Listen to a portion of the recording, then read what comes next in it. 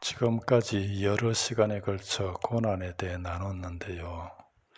오늘이 마지막으로 지난 시간에 이어 고난의 유익에 대해 말해보겠습니다. 우리 모두가 잘 아는 야고보서 1장 2절로 4절입니다. 내 형제들아, 너희가 여러 가지 시험을 당하거든 온전히 기쁘게 여기라. 이는 너희 믿음의 시련이 인내를 만들어내는 줄 너희가 알미라. 인내를 온전히 이루라. 이는 너희로 온전하고 구비하여 조금도 부족함이 없게 하려 함이라. 야고보서의 저자인 야고보 장로는 지금 고난 중에 있는 믿는 이들에게 내 형제들아 하면서 너희가 여러 가지 시험을 당하거든 온전히 기쁘게 여기라 합니다. 시험, 즉 고난을 당하고 기뻐할 사람이 어디 있겠냐마는 그럼에도 기쁘게 여기라 합니다. 그것도 온전히 기쁘게 여기라고.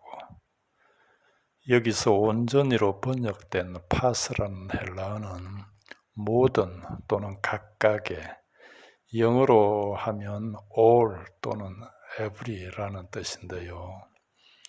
그래서 온전히 기쁘게 여기라는 말씀은 고난을 당해도 무조건 하나님을 찬양해야 된다거나 또는 웃으며 잘 넘겨보라는 그런 게 아니라 어떤 종류의 고난도 모든 면에서 다 기쁘게 여기라는 말씀인데요. 그 이유가 뭔가 하니 3절입니다. 이는 너희 믿음의 시련이 인내를 만들어내는 줄 너희가 알미라. 믿음의 시련인 고난이 인내, 즉 하나님의 선하심과 인자하심을 붙들고 하나님 편에 딱 붙어있는 그런 인내를 만들어내는 줄을 우리가 알기 때문이라는 거지요. 정말로 우리 모두 고난이 인내를 만들어내는 줄 잘 알기 바랍니다. 그러면서 인내를 온전히 이루라 합니다.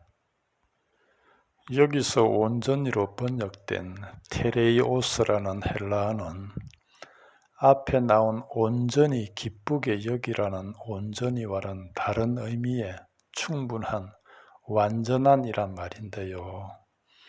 그래서 왜 그렇게 인내를 온전히, 충분히, 완전히 이루어야 하는지 그 목적이 뭔가 하니 그게 4절로 이는 너희로 온전하고 구비하여 조금도 부족함이 없게 하려 함이라는 것입니다.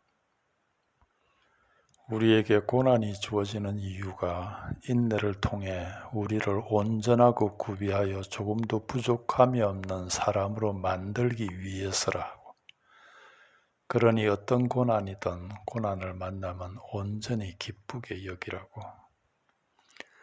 마치 이 말씀이 지난 시간에 살펴본 로마서 5장 3절 4절의 말씀을 확정하고 있는 것 같지 않은지요? 그렇습니다.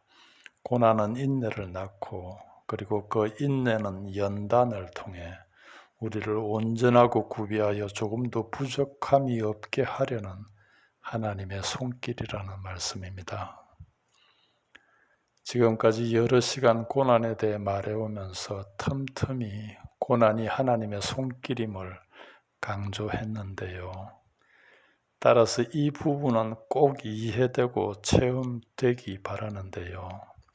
제가 왜 그리 고난이 하나님의 손길임을 강조했는가 하니 만일 고난의 시간 속에서 하나님의 손길을 느끼지 못한다면 그 시간은 그저 죽음을 향해 달려가는 우리 인간의 시간일 뿐이지만 만일 고난 속에서 하나님의 손길을 느낀다면 그 시간은 우리를 온전하고 구비하여 조금도 부족함 없게 하려는 하나님께서 우리 믿는 이들에게 임하시는 하나님의 시간이 되기 때문입니다.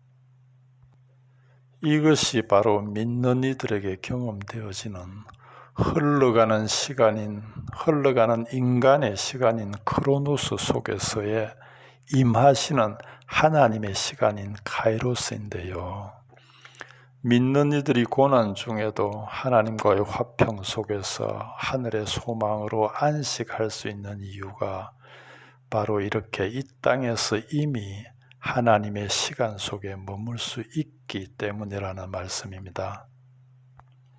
그러니 우리 모두 하나님이 질병이라는 고난을 허락하셨다면 아픔 속에서, 가난이라는 고난을 허락하셨다면 궁핍 속에서 인내하며 하나님의 선하심과 인자하심을 붙들고 하나님 편에 굳게 서서 인내를 이루어 온전하고 구비하여 조금도 부족함이 없는 하나님이 빚어가시는 사람들이 되어가기를 간절히 바랍니다. 비록 사람들이 잘 가지 않는 외롭고 힘든 길이지만 이 길만이 온전한 자기 부인으로 주님을 따르는 길이며, 그래서 고난이 우리 믿는 이들에게는 참으로 하나님의 손길이며 은혜라는 말씀입니다. 베드로전서 2장 19절은 이렇게까지 말씀합니다. 부당하게 고난을 받아도 하나님을 생각함으로 슬픔을 참으면 이는 아름답다고. 우리 모두 지금의 우리 모습을 보며 우리가 온전하고 구비하여 조금도 부족함이 없는 그런 모습이 되기 위해 얼마나 많은 고난을 인내해야 할지 한번 생각해 보기 바랍니다. 독자 이삭을 제물로 바치라는 믿음의 시련을 통해 하나님의 벗이라는 칭함을 받고 믿음의 조상으로 신약 성경 첫머리에 이름을 올린 아브라함을 생각해 보시고요. 형들에 의해 애굽에 팔린, 그리고 그 후에 가전 고난을 통해 창세기 45장 5절에 당신들이 나를 이곳에 팔았다고 해서 근심하지 마소서, 한탄하지 마소서. 하나님이 생명을 구원하시려고 나를 당신들보다 먼저 보내셨나이다 하며 하나님 백성의 생명을 구하는 데 사용된 요셉도 생각해 보시고요.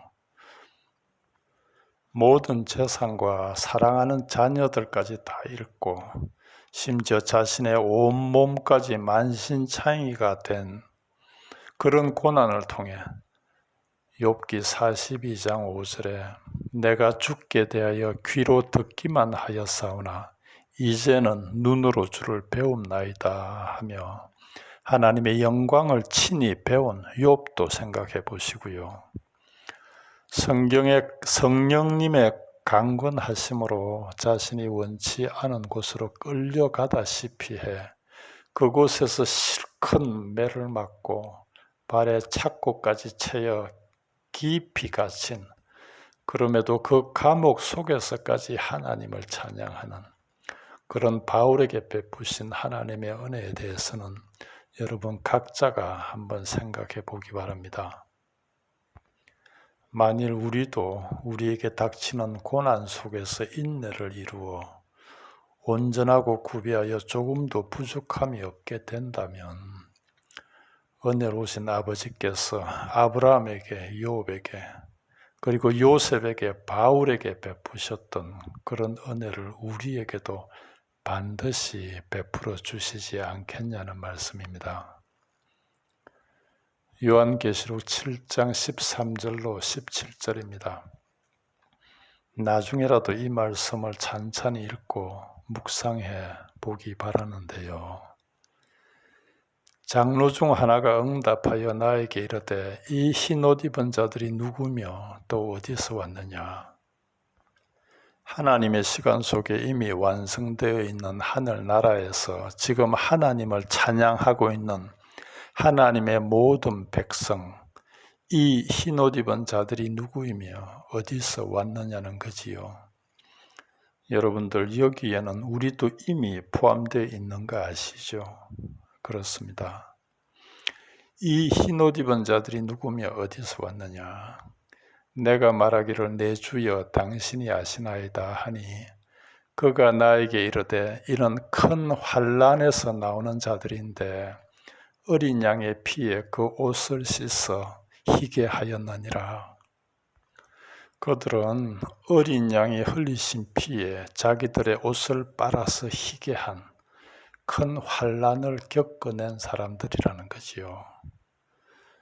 그러므로 그들이 하나님의 보좌 앞에 있고 또 그의 성전에서 밤낮 하나님을 섬기며 보좌에 앉으신 이가 그들 위에 장막을 치시리니 그들이 다시는 줄이지도 아니하고 목마르지도 아니하고 해나 아무 뜨거운 기운에 상하지도 아니하리니 그들은 이미 줄이고 목마르고 상한 그런 고난을 받았다는 것이요. 그렇죠. 그러니 다시는 그렇지 않을 거라 말씀하는 거지요.